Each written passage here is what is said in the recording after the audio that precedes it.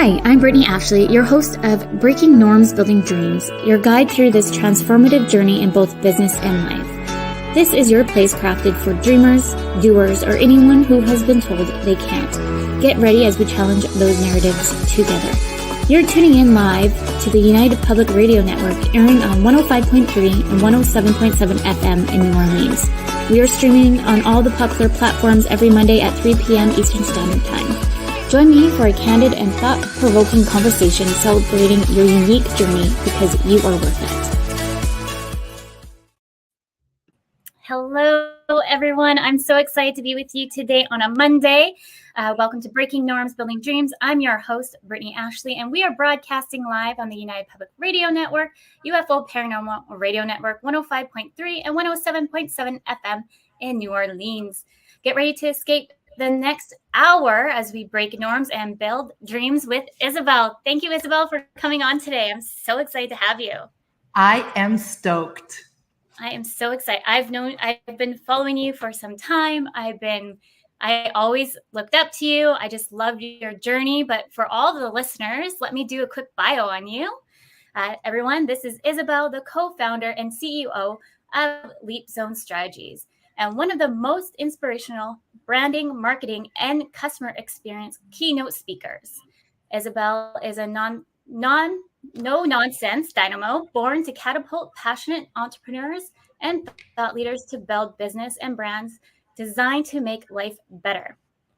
As one of the North America's top business influencers, bestselling author, two-time TEDx speaker with over 3 million views, let's just raise the roof to that, and TV show host, Isabelle brings 30 years of branding, marketing, and customer experience expertise. She has helped thousands of business owners, thought leaders, as well as some influential iconic brands like A&W, Earl's Restaurant, IMAX Corporation, and HSBC Investments, just to name a few. Isabelle teaches how to grow businesses and brands that are designed to make life better and thrive in any economy by remaining the first, the best, of the only. Nice. Thank you. I'm so excited to have you. I'm truly excited to be here, and I've known you for a little bit as well and following your growth journey, and it's been quite inspiring. Thank you. I've always looked up to you. One of the biggest things, Linda, who was on the show, the past show, recommended me to come and follow along with you and get you as a coach. And I've been through different programs with you. So I'm excited to talk about that later in the show. But the biggest thing that I would love you to share with everyone is how you started with your positioning career. I heard it started about when you were about 8. I know, right? How's that possible? How is that even possible? Well, tell you what, I was raised in a family of entrepreneurs. My mom was a hairdresser. She's no longer, she's retired, but she was a hairdresser. I was raised in a hairdresser salon. My dad was in advertising and in radio and television, and positioning was always so important in my family. So you know the expression, ask and you shall receive? Mm-hmm. Yes. Well, in my family, it wasn't that at all. In my family, it was pitch smartly and you might be considered.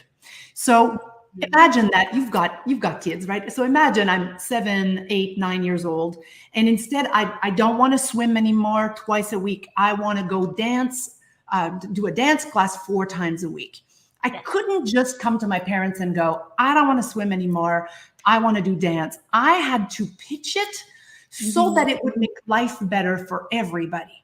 And as a parent, you know that if there's 4 classes versus 2, there's more taxiing to do, there's more money to be pitched in, and there's more energy to be put in. So I had to actually think about all that and pitch it in a way that would make sense. So 4 times I took on 2 babysitting clients so that they wouldn't have to pay any more than they would normally. And my friend Genevieve's mother took care of all the taxiing. So they went from 2 taxiing a week to 0, and it didn't cost them any more money. Plus I was going to be happier in dancing versus swimming. So if I heard my parents say, we'll see, I knew that was as a parent, and kids know, what does we'll see mean, right? It's just a delayed no. And so but when they said, absolutely, I knew that it's because I had thought about what I wanted, what mattered to them, and how can I position this in a way that's going to make life better for everybody, which is exactly what brand positioning is about. And so although when I was a kid, I didn't think that that was super fun to do, I thought my friend Genevieve, all she's got to do is ask, and I have to put on a PowerPoint. But today I'm so happy because it's gotten me where I am today, and I can pretty much help anybody position anything, so long, of course, as it makes life better. I love that. Thank you for sharing that. As you're speaking, I was thinking of my own story. Simpsons. Everyone knows The Simpsons. And that was like the number one show I was not allowed to watch. And so I did research. I actually did a PowerPoint and I presented it to my mom. And I was like, did you know that this is the most religious show? And like, and before I know it, now I was allowed to watch The Simpsons of like age 8. So now that you're saying that, I'm like, oh, interesting. Yeah. And it really is, whether you're owning a business or you're a parent, or you're the leader of a group or a circle, or at the end of the day, every day it's 1,001 pitches all the time. And the more we understand what people care about, whether they're your clients, your family members, your friends, the more we understand what people care about, the more we can put on the table ideas that are irresistible, meaning that people can't refuse, and that's all it's a part of what I do in my work in helping entrepreneurs grow their brand and their business. I love that. Do you mind sharing just a bit more about your journey of how you really built LeapZone? Yeah, it was, what's funny is I went to school for the film industry. So of course I did graphic design and marketing and all of that, but I met my wife and business partner at 18 years old at Concordia University. And we were both in the movie and theater industry in scenography, which is set design and props and special effects. And it's incredible. We actually moved to Vancouver from the province of Quebec because at the time, this is 32 years ago, at the time, Vancouver was the Hollywood of Canada. So we moved out west for the film industry, ended up not really liking the whole process of, at the very beginning of an industry, especially in the movie industry, you don't get to do what you're trained to do. You get to go fetch coffee for everybody. And not that I have anything wrong, not that there's anything wrong with climbing the ladder of success, but it felt like an impossibility of just a lifelong craziness. And so we started our first business, which was called Scenario Design, which was a branding agency. And so I was, as you know, I was raised in a family of entrepreneurs. So it's easier for me to call the shots and do my own thing the way I want to do it. Yeah. And so we started that, and then we sold that business at the age of 31, took a year off, traveled the world, and then evolved it into LeapZone, which is part strategy, part coaching, and part brand implementing, brand design, and all of that. So it just evolved into a much more strategic and much more hands-on helping our clients approach. I love that. Do you mind sharing how you break the 3 different sections up for any of the listeners? In terms of our divisions of our business? Exactly, yes. Yeah, absolutely. So we have a very strategic prong to our business. And it's that's why we've created a retreat center on Vancouver Island called Trailblazers. So people can come to spend 2-3 days with us, where we look under the hood of their business and really look at the 8 key areas for growth, culture building and team and time mindset and time and management and processes and systems and automation. All of that, we look under the hood to really help them set themselves up strategically for growth. And of course, what comes after growth is scale, right? You can't scale until you've grown. So that's the strategic part. Then there's the implementation coaching part, because a lot of our clients would say, great, we've got an amazing strategy. Can you help us implement? So we get into their, we lift our sleeves and get into doing the work with our clients, so they feel supported and they have the support and the guidance to go implement and then fight the challenges that arise along the way, of course. And then there's the implementation of visual branding and positioning and messaging and marketing. So once again, a lot of our clients are like, great, we're working with all of that with you. We wish you would do all of the other part with us because you know us, you know our brand, we trust you. And because I had a branding agency before, we brought back that design piece into the mix. And right now, instead of our clients having to hire a bunch of different people who don't speak to one another, it's all done together smartly and strategically under one roof. And that's been helpful, tremendously helpful. Yeah, I love that. It's talking from building my business and just knowing sometimes it's interconnected, like branding or coaching. I feel like sometimes there's those gaps and you're trying to bring it to the other organization and they just don't seem to quite understand. So it's nice to have everything underneath one house. And then there's times where we work with solopreneurs, and as you know, we have a Build to Rock program, which I'm sure we'll talk about in a moment. But so we have services and guidance for solopreneurs and small business owners who are on the pathway of becoming bigger and more profitable and building a team. We also work with $100 million companies, few $100 million companies that have a big team that are wanting to elevate their culture and really build an even better brand from the inside out. So we have a variety, a big range of different products and services for all the pathways of growth in business. Yeah, I love that. I went through Build to Rock, and I absolutely loved it. I learned so much. And not only that, you get to connect with other small business owners and just kind of listen to, I find like when you're in a group setting too, you can all thrive and you can brainstorm to see how to get to the next step. I'm trying to remember. It's been some time since I've been in it, but I have like the courses to kind of review or any. Yeah, and you have the course for life. That's the beauty, is once you're a Build to Rocker, you have access to the course for life. And there's nothing in Build to Rock that is just not necessary. Everything, I've poured 30 years of experience into building this program. And I felt like the small business community has been underserved for years, meaning they don't necessarily, not everybody has the financial means to hire a coach one-on-one, but that doesn't mean that they don't have needs and needing for guidance. And so I created this program so it would be fun to go through, so it would be smart and easier to implement from how I've designed it versus doing it on your own. And so the results of the people that have gone through the program, which has been hundreds of thousands probably now over 8 years, actually, yeah, absolutely. The results have been absolutely amazing. And people have done it many times. They go back with a different idea or a different stage they're at, and then they go and do it again, which I think is fantastic. And like, as you know, a brand is always evolving. So you're always, as you're growing too, or maybe there's something in your business that you're like, no, I want to remove that because I don't like that aspect within my business. It doesn't make sense anymore.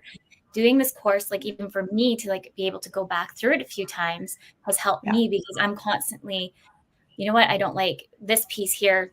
Let's go back to the course and refresh. So anyone listening, please go join, because it's amazing. I love it. But you also have, we talked a little bit about trailblazers, but we didn't talk too much about the horses too. The horses, yes. So the horse piece within our business, it's more known now than many, many years ago, but I'm sure that some of you have heard of equine therapy.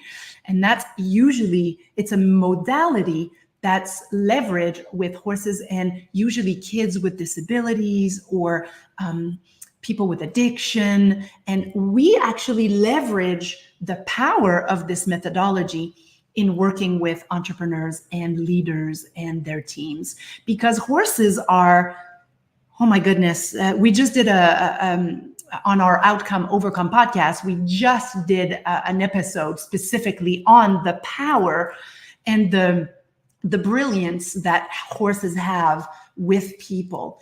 And it's just, they have zero ego and they read energy for survival. And so they're able to get to an issue, whether you know it or not, energetically, it exists, much like disease, right? Disease in the body is dis-ease.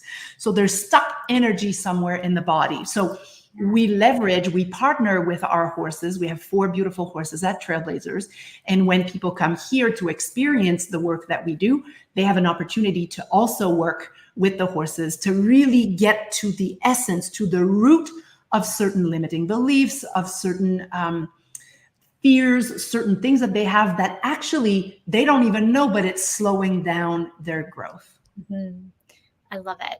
It's so different. I remember, like I mentioned, Linda, before, because I did go through other coaching programs or anything like that, and I just felt stuck. And when I joined yours, like, I can't even describe it, but it was like a night and day, like, aha moment. And also too, of like a refresher of like, okay, I have my opinions too, but I love to like watch the different programs and just kind of build on what I've already kind of know and elevate it even further. And I love that you brought the horses into it, because horses, they can definitely really read the energy and just really know what is kind of going on a little bit more behind the scenes, and you want to really even bring forward. Yeah. And there's, it's also, it affects it's proven there's neuroscience around this work. And so it's a lot of people would think, oh, it's pretty woo woo. And you know me, I've zero woo woo in me. And it's all about logic and things that 1 + 1 = 2. And let me tell you, in the 8 years of having Trailblazers, I have shifted my thinking around energy and around like the energy with which we work makes a difference. Two people can send the same email. One person has great energy, positivity, and the belief that this is going to move forward, versus the same email with a completely different energy, and you will not get the same results. And so it's been our secret weapon for getting to the core of certain issues that slow people down, slow their growth down, that none of us would know if it wasn't for the horses. I really do love that. I got to experience only once, and it was just, I can't even describe it other than sign up and go try it. I know it's hard to explain. You have to go through it in order to really understand and see the value. Exactly. And I find sometimes, like, even the listeners might be thinking like, oh, this is just a hocus pocus kind of. No, like, it actually really works. It's kind of crazy. It's just kind of too like a mind shift. If you're thinking constantly negative in a space that you're never going to succeed, then unfortunately you probably will never succeed, because you're always thinking of that negative piece. But how can you switch that mindset to get out of that negative place and be like, yes, I believe in this business. I believe in whatever I'm doing because I'm passionate about it. It's that switch. Like, it's like the whole energy switch.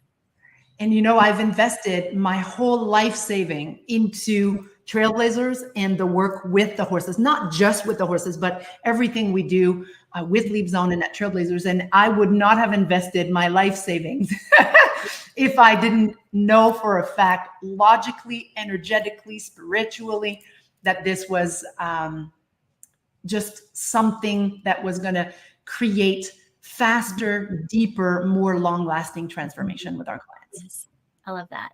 There's one thing that you and I have in common, is dyslexia. And maybe you can kind of tell your journey, because everyone who's neurodiverse has something slightly different, bigger picture, visionary, see things backwards. Tell us more. What is your journey with dyslexia and any kind of hurdles that maybe you've had? Yeah, my God, you know, I'm quite a bit older than you are. So in my days, it was not known at all. And schools, primary school, secondary school, cégep, because I'm in the French side of the world, it was just terrible. I always felt less than. It was also so difficult to understand what was going on. So I was one that's always my hand up, to ask questions. I was very bright, very smart.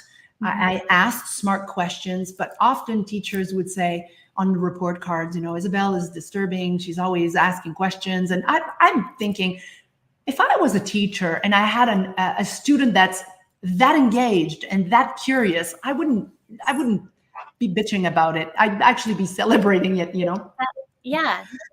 But it was in the days where we had to spell with, you probably never experienced this, but instead of going, PETA, it was No. I mean, it was just ridiculous. Yeah. And I remember having to work so hard to always be with everybody else. Meanwhile, I was quite ahead in my thinking, but because no one else thought the way I thought I was always the one that short-circuited, And I remember, Brittney, I think I was 14, 15 years old. I had to write a 30-page paper. Let me tell you, a 30-page paper on a good day is crazy, even as an adult, And like 30-page paper, it was on the subject of audacity. And I thought to myself, there is no way I can write 30 pages about audacity. How else can I approach this exercise? And we had 2 weeks to do it. And then I made a decision. I thought, I'm gonna prove my audacity rather than talking about it for 30 pages. So here's what I did. I took, and I'm a straight A student. Like I do what needs to be done. I don't take shortcuts. I just work. Yeah. So this time around, I thought, this one's bright. Yeah. So I did a cover, beautiful cover. Audacity is ... I numbered 30 blank pages. And then the back cover said ... this, period. And then I kept it because I thought, ooh, this is ballsy. I might fail. And so everybody was working really hard on their papers and I was already done. And I said to my friends, I'm done, but I'm panicking about it. And anyways, 2 days before it was due, Brittney, imagine that. The teacher comes back and goes, just remember, 2 days from now, your paper is due. And remember, your grade is going to be worth your entire semester. Well, now I am literally shitting bricks. Literally, I am freaking out. So then I go see my mom and I'm like, okay, Mom, I think I screwed up. I think I'm going to fail my semester. I just want to tell you in advance. And so I told my mom and my mom was like, well, it's actually pretty brilliant. So anyways, she said to me something that I'll never forget. She said, Isabelle, at this point, you need to commit to what you chose because every decision, being a good decision or a bad decision or a mediocre decision, there's always a trade-off. And she's like, let's look at the trade-off. You're committed now. If you were on a 30-foot diving board and you were midair, what would you do? Would you commit to your dive or would you, uncommit and flail and then do a big belly flop? So I committed to my project and I delivered it. And of course, the teacher had me sweat like crazy on grades, but he did in the end give me an A+ without having, not without having me sweat in front of everybody and explaining why I had done the shenanigans. He did see the value in what I was demonstrating because he knew me and he knew that I had sweated for a while, right? Yeah. But my point was, this gave me I know for a fact that it gave me greater self-confidence, a much more valuable experience than if I would have actually tried to write 30 pages about audacity. I know that for a fact. I love that. Thank you for sharing that. I'm just thinking of my journey too. And I actually I couldn't even get into French because my brain just couldn't comprehend it. And so, as you know, we all have to have French class. And so luckily, because I got diagnosed, they used that as a tool for me to learn extra space to get extra help. And so I just remember I was pretty quiet in school. I kind of kept to myself.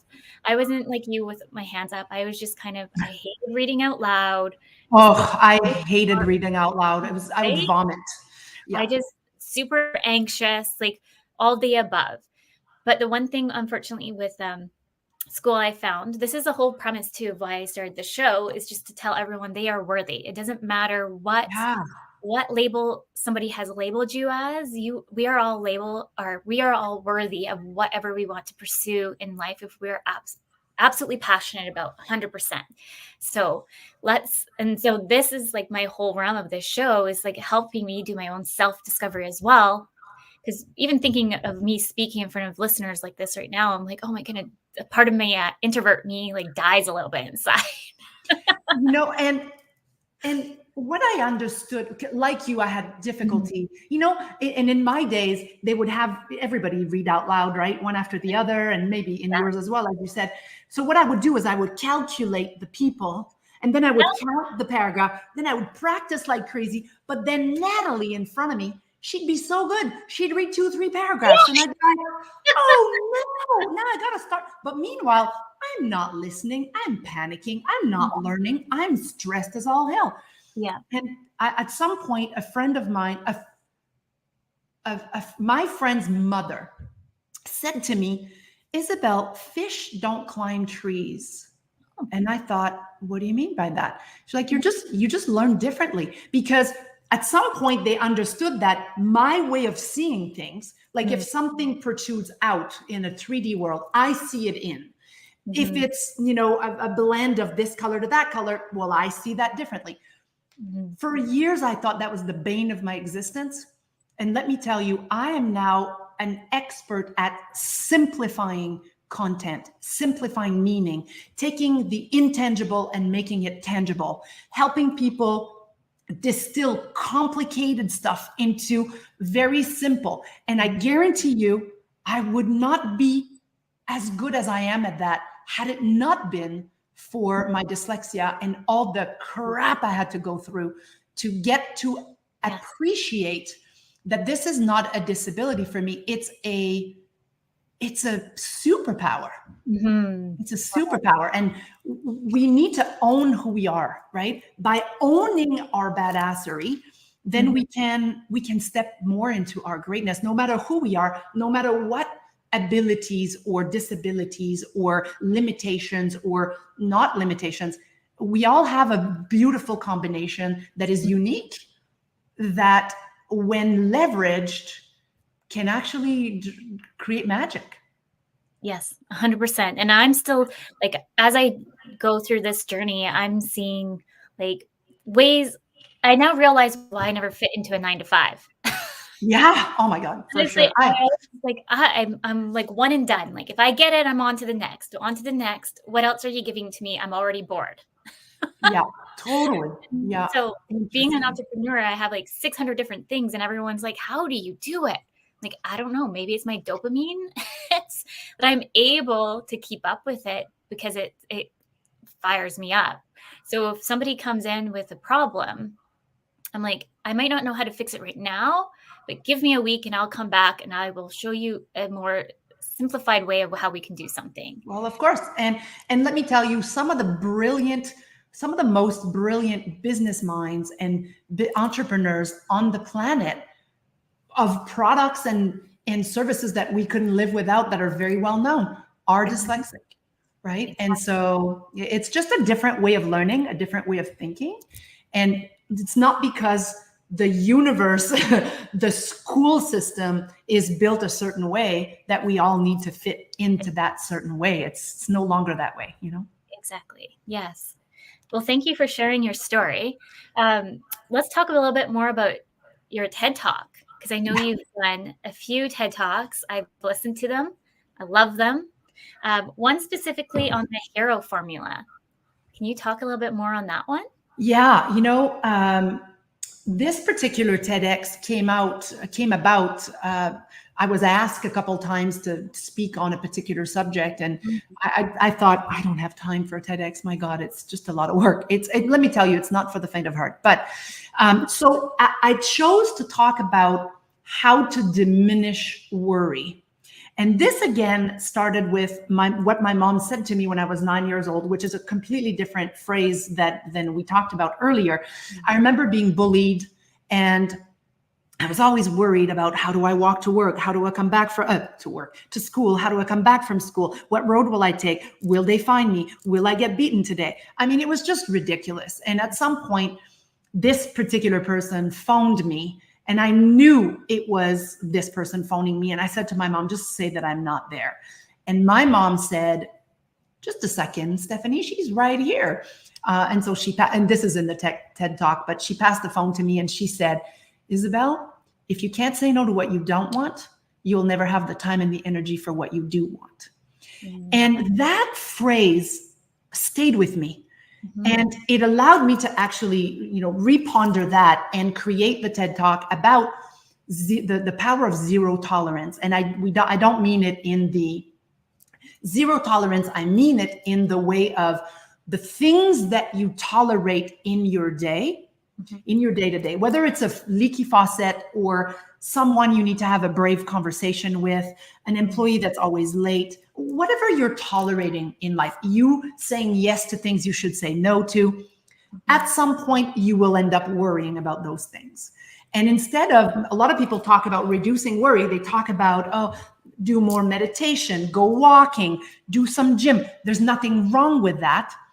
And I wanted to bring a new perspective to the table, which is, if you just look at the things that you tolerate in your day-to-day, mm-hmm. and you list them out, and every day or every week you pick one and you bust it, you will automatically, in addition to going to the gym, walking and moving and meditating, you will fast track the diminishment of worry, which of course will increase your level of happiness. So I came up with the hero, because you know that 40% of what people worry about will never happen.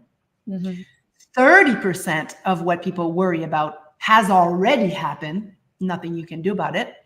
Then 12% of what most people worry about, needless worries about our health. When you're freaking out, you have a headache, and then you call upon Dr. Google. And then 10% of what we worry about is petty miscellaneous worry, like what shoes am I going to wear? What am I going to cook for dinner? So that leaves 8% for actual legitimate mm-hmm. things to not worry, but to ponder and do something about. So I created the hero story, which is basically, and people are going to have to watch the TED Talk in order to know more, but the hero, not story, but hero, how do you call that? Analogy is basically you got to hush the noise and the chatter so that you can reconnect with what you do want instead of what you don't want. Mm-hmm. E for evaluate what and who you're tolerating in your life. Mm-hmm. Ritualize the habits that bring you to your best life, to your best self. Yeah. And then it's about owning, right? The O is about, you got to own. It's not enough to know what you're tolerating. It's you got to own it. You got to do something about it. And it's much easier to do something small every day about a thing. Like on the weekend, mm-hmm. there was a remote that had poor batteries, and every time I want to use it, it never works. And I'm like, I always forget, but I'm tolerating that happening. So this weekend I went, that's it. I'm changing it right now. It's little things, but the little things build confidence and build momentum to have possibly brave conversations. I've been with Margarita as a couple and as business partners for 32 years. Let me tell you, one of the things that the secret to being in love and in life and in work together and not kill each other every day mm-hmm. is because we're able to have brave conversations, real conversations. We're not afraid of putting all the cards on the table, whether it means discussing, are we staying together or not. We've had plenty of these conversations as a couplepreneur, that's for sure. Yeah. And I find the more communication, like I'm learning, because I came from like a broken family and all these things. And so it's hard for me sometimes to even communicate, and I go in instant worry. Yeah. And like you go down this spiral effect. And I'm like self-diagnosed too with ADHD, and I hyper focus on certain things I've done or done in the past and just go in this big circle, but Spiral. fireball. And having more open communication and being and owning it, like you're saying, it helps you kind of have a different mind frame too. When you start breaking up more communication and being more vulnerable as well, if that piece that Yeah. may scare you, it helps you take away that worry. And Margarita, 8 years ago, because we've been on at this retreat center called Trailblazers on Vancouver Island for 8 years now. But just before that, the couple of years before that, had it not been for Margarita being vulnerable, allowing herself to be vulnerable and to share with me that she wasn't fulfilled with the way the business was at the time, she felt like there could be better ways and faster and better ways to create more connection, more depth in the work that we do with our clients. And I'm someone who's like, I'm on a path, get out of my way, I'm moving forward. And so, right, exactly. So for someone that is more vulnerable, maybe a little less sure, and wanting to open up a conversation that could break what is, it took a lot of courage for her. And I will say, initially, when she said, I want to include horses into our business, I was like, well, she better be talking about horsepower and a motorcycle level here, because, I don't see how else how can you merge equine with branding and business strategy? But by listening and by being open. So she was courageous, but I was also courageous. Instead of going, I could have went like, what? No, I don't have time for this. Let's move on. But no, I just went, hang on a minute, tell me more. And let's have a conversation about that. And our business would not be where it is today had it not been for that pivotal moment of both of us, Yeah, I love that. I think too, we kind of get a little bit sucked into social media sometimes, get sucked into the noise of everything around us, that we kind of forget what's right in front of us. And so being mindful and open and communicating that helps you build that stronger relationship too. Totally. Yeah. And I mean, being in business to begin with is challenging. Being in business with the love of your life, there should be an award for this, is what I'm saying. There should be an award for this. And for those of you who'd love to know more about the equine work part of the work, not necessarily our work, but more about how the power of horses on human beings and on neuroscience. Our last Outcome Overcome podcast episode is about that on our website. Yes. I'm kind of switching for anyone watching right now. It's down below, and I've been switching back and forth between the podcast and the website. So take a look, and I'll put it in comments for everybody as well. Great. Maybe we can talk a little bit, because you've already spoke a lot about bold moves, but is there anything that really sticks out on your journey of, like we talked a bit about even just the horses, but what else is kind of popping into your brain of different bold moves and adversity? Oh, well, I mean, as you know, I've been in business with my partner in life. So as I've shared many times already, and 32 years ago, that was not as accepted as it is today. So we've had to, in business, and in life, we've had to really own who we are and stand by who we are. And the crazy or the inexplicable thing is, I am not gay, Margarita's not gay, and we are together in a gay marriage. Both of us can say that if we weren't with one another, we don't know necessarily if we'd be with another woman or with a man. And so people put us into a gay category, which is absolutely fine because it's too complicated to explain, but it's a lot more fluid than that. And now people are learning that more and more. But in business, we've had to put our foot down a few times and be really true to ourselves. And not too long ago, I was in Sacramento speaking to a group of large business owners, and I share freely that I'm with a woman. My wife is also my business partner, and together we're the dynamic duo. And, you know, I've always been more and more uncomfortable with that. And it's been a long time since I've been uncomfortable with that. But at the very beginning, it took a few years before we told anybody, let alone people in our close circle. And recently, when I spoke to that group, there's many people after that came to me after and said, we think it's so inspiring when people own who they are, the good, the bad, the ugly, the unsure, and I thought, I don't quite know how else to be but myself. Mm-hmm. But let me tell you, it's brought some really challenging periods in our life, in our business. We were at some point working with groups who really, we could not let them know that we are together. They would have most likely hurt us.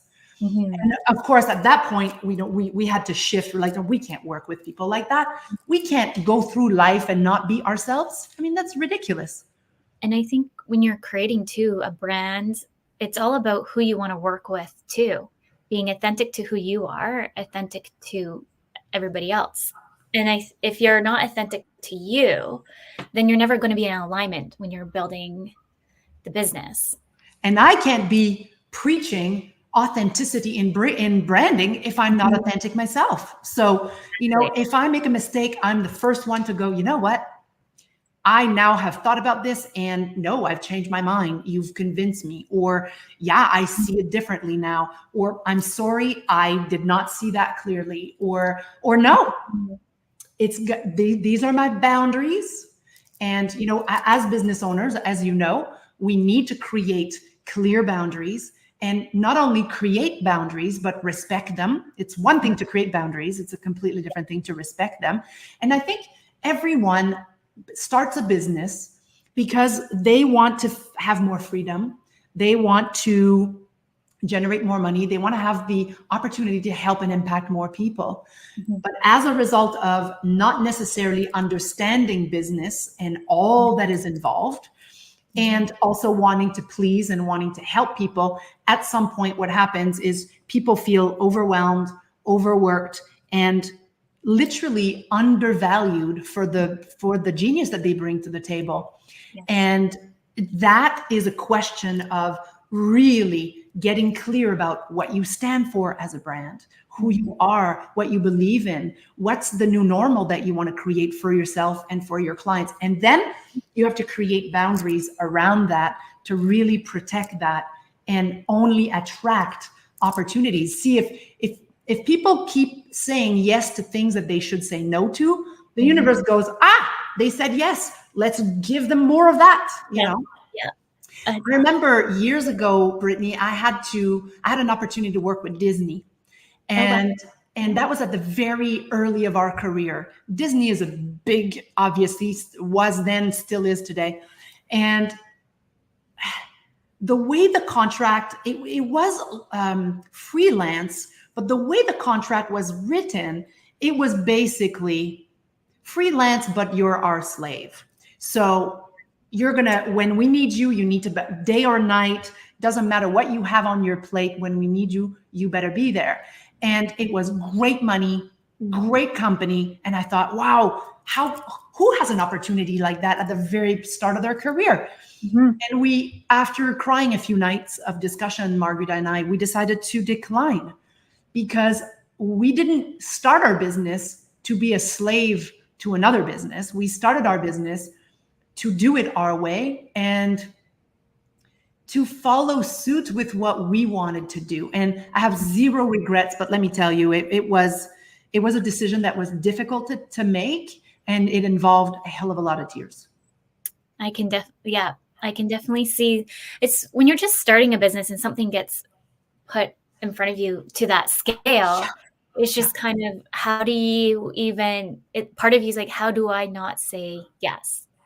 Like and then family members, right? They're like, come on, you can't, you're starting. You can't be all of that in a bag of chips when you're starting. And I'm like, no, I'm not saying I'm not willing to work hard. I'm not saying I'm not willing.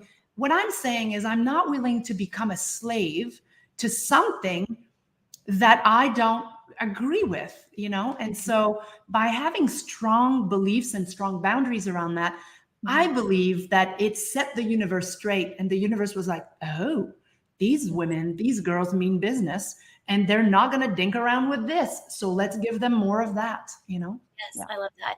I think too, now I'm almost coming in my, I don't even know, we stopped counting, maybe 5th year, 4.5, give or take. I'm just finally like, no, boundaries. What are my non-negotiables? I tell all of my clients this, but I'm like my own worst client. What are the non-negotiables?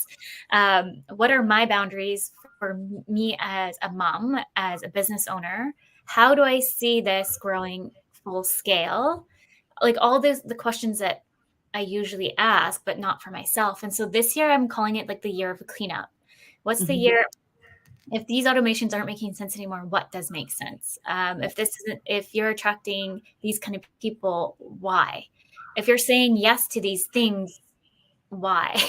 That's right. Let's do like a self-evaluation. Even though I feel like this year hasn't fully started, it has fully started, but maybe I'm doing like a full kind of evaluation of me in a way. Like I ride the wave with because I told you about the kiddo losing daycare. So I feel like everything kind of shifted in a way, but I feel like everything happened for a reason for me to reevaluate how I've been doing things a bit more. And then, going back to the authentic piece is I'm really trying to say no. And I know usually I'm like, oh, like I'm all talk about it, but lately I'm like, no. You got to say no and mean no. And it's the best movies have got amazing scenes on the cutting floor. The best books have got some of the best paragraphs left not made it in the book. It's not just to say no to the things we're clear. Like it's actually easier to say no to the things we clearly don't want. Where it gets tricky is great opportunities and great, amazing things that could totally be a yes, but you still need to say no because you can't drive yourself so thin that you can't actually do great work, right? And one of the strategies you said at just a moment ago, you said, I'm my worst client. One of the strategies at LeapZone is to treat your own self and your own business like you would treat $1 million client. When $1 million client calls and needs any client for that matter, but I'm saying million because it would be like if Oprah called, I'd be there, But the thing is, it's easy to say yes to clients and to help them and to put a bunch of things aside to help a client. At LeapZone, we've always treated LeapZone like one of our top paying client. I'll give you an example. Last week, every 8th week of the year, so 8, 16, 32, move on. It's a week where we just work on LeapZone. We don't have any client meetings. We don't deliver anything. We just look, we assess if there's a brochure, a video, up-leveling the website, creating something new. We're creating a new group coaching program, Margarita and I. I created the promo video, the info page, all of that. I can't be doing that in a week where I'm back-to-back serving clients. I have to, and for me, I've tried a day here or an hour here and an hour there. It's just not enough. I want to be focused for a whole week and get 1 million things done and done well. So that's our way of treating ourselves like we are a high paying client. And it pays off because I wouldn't be where I am today if it wasn't for my boundaries around that and my dedication. I have to be as dedicated to LeapZone as I am to my clients. Because in the end, if I'm running on 2 wheels, how can I help them have 4 aligned wheels, Yes. It's so true. So true. I feel like this year, even though I've had like a shift in care or a shift in life, I feel like it's happened for a reason, like I mentioned, and it's just kind of helped me kind of reevaluate a little bit more. And like for me right now, like we're not taking on any clients until I've like tried to like rework or jig things up. My main number one thing is show up for all of you live every Monday. Yeah, that's a lot of work right there. I know it. Yes, luckily I'm well organized, as you know. That's evident. Yes. Um, we're almost there. We're on 10 minutes to go before What? it goes, right?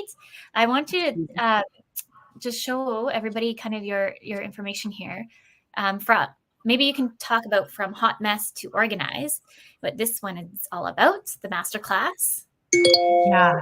So the masterclass from hot mess to organized success, that's Mhm. where I share some really tangible strategies and tools to help organize yourself, not just yourself, but also, your business. I share tools that I use all the time to really keep me organized, keep me set up to win versus, because a lot of people play not to lose instead of playing to win. There's a difference. And so you, as a dyslexic human being, I have tools that I use to help me be more effective with communicating with my team members, with my clients. I share those tools in Hot Mess to Organize Success. I'm also a big believer in templates. So I never do something from scratch very often. I always create certain things and then I go, like proposals, for example. Yes, every proposal is different, but there's a base that is the same. And so to start from smart templates, email templates, how we onboard a client, how we look at where they're at 6 months down the line, like all these things are very well organized. The system is automated. So I share about simple ways and simple tools and strategies to get more organized, get more things done while working less. And so that, from hot mess to organized success, that is one of the master classes that I have on my Learning Lab website. Perfect. I find coming in from just kind of like assisting as an online business manager, like having certain tools in place really helps a business owner feel a lot more organized and less stress. Because running a business, going through all these different areas, you need to know like what's happening over here all the time. And sometimes you can't. But if things are organized and systemized with the right tools that make sense to you as a business owner, you're going to feel so much less stressed out. And then in addition to that, to what you said, it'll allow you the opportunity to be able to delegate. Because if everything is in your head and everything is in your day-to-day and nobody can actually follow something to help you with that, like it's much easier for me to delegate. The more organized I am, the more the information doesn't reside in my head. It's actually, we use Trello. So everything is in Trello, from the horse's weights to like anything personal and anything business.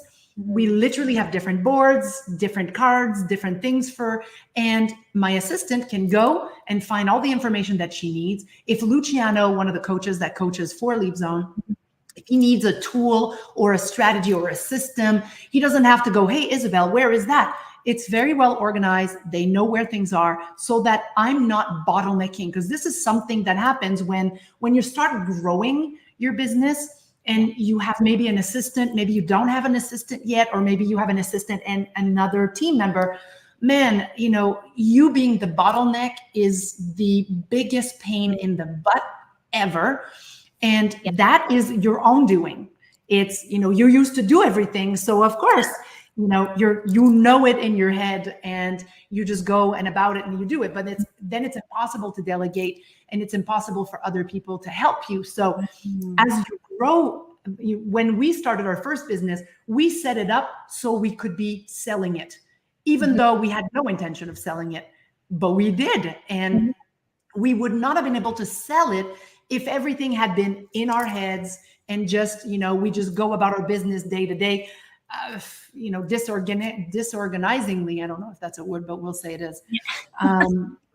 So the journey of de-linchpinning yourself is a journey that is much easier when you start not keeping everything in your head early on. Even if you don't have anybody to delegate to, one day you probably will.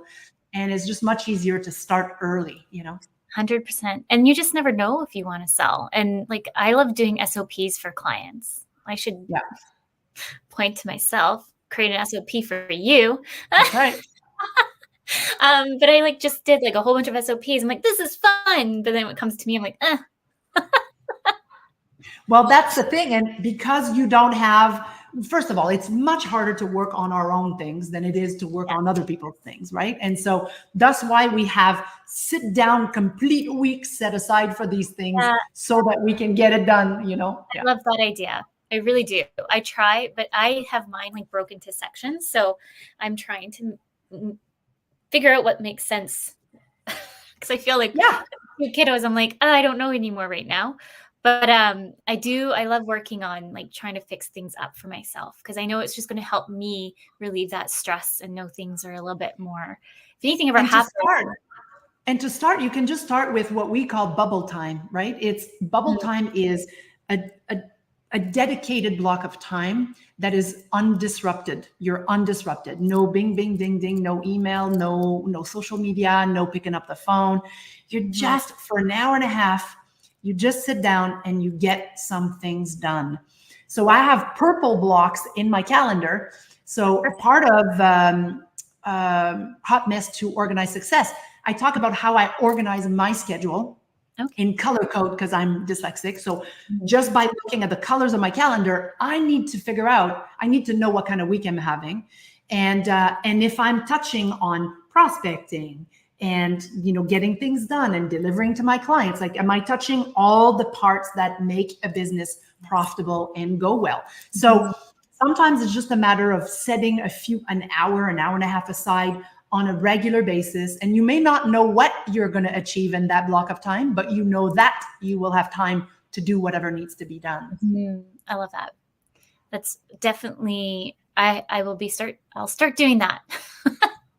Your next is helpfulness in the new hustle. Yeah, helpfulness is the new hustle. That's another masterclass that I talk about marketing in there.